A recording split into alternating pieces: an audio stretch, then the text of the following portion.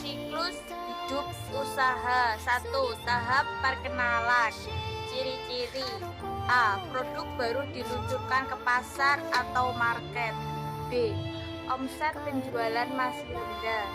C. Kapasitas produksi masih rendah. D. Biaya per unit masih tinggi. E. Distributor enggan mengambil produk yang belum terbukti kualitasnya. F. Perlu promosi secara besar-besaran.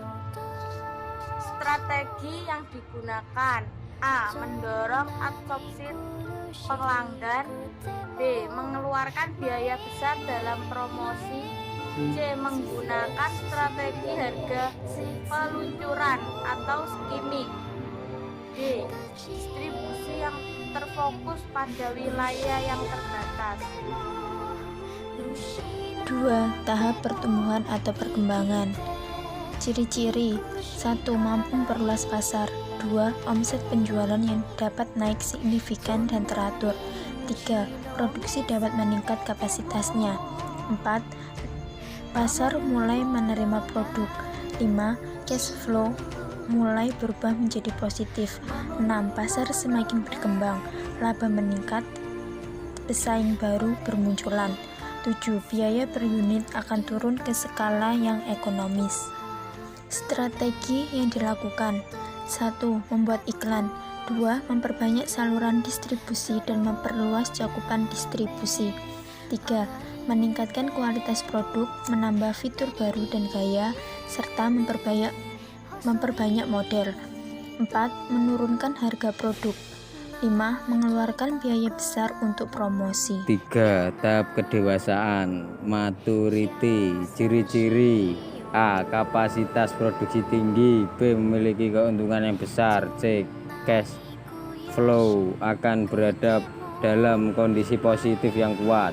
Pesaing yang lemah dan kalah bersaing akan mulai keluar dari pasar. Harga produk mulai turun. Strategi yang dilakukan: A. Memperbaiki, memodifikasi, dan memperbanyak pilihan produk. B. Meninggalkan varian produk yang tidak kuat di pasar. C. Kapasitas produksi dalam kondisi yang rasional. D. Menerapkan harga yang lebih bersaing. E. Menggunakan iklan yang persuasif. F. Menarik. G. Keuntungan internal perusahaan mampu mendukung penjualan. 4. Tahapan penurunan. 1. Pertumbuhan penjualan menjadi negatif karena sejumlah permintaan produk mengalami penurunan. 2. Perkembangan usaha merupakan serangkaian proses dan tugas memiliki tujuan untuk mengembangkan dan mengimplementasikan suatu usaha. Faktor-faktornya adalah: A. Faktor kepemimpinan. B. Faktor staf atau bawahan. C. Fasilitas atau alat. D. Informasi dan komunikasi. E. Visi dan misi. 3. Analisis perkembangan usaha. A. Kinerja keuangan untuk menggambarkan efektivitas penggunaan aset sebuah perusahaan dalam menjalankan bisnis utama dan meningkatkan pendapat. Perluasan pasar adalah suatu strategi pertumbuhan di mana perusahaan berfokus pada penjualan produk yang ada di pasar sebelumnya. 2. Pengembangan pasar merupakan strategi pertumbuhan di mana unit bisnis berusaha untuk menjual produk yang ada di pasar. Pengembangan produk merupakan suatu strategi pertumbuhan sebuah unit bisnis dalam memperkenalkan produk baru ke pasar yang telah ada. Pengembangan usaha adalah proses tugas persiapan tentang peluang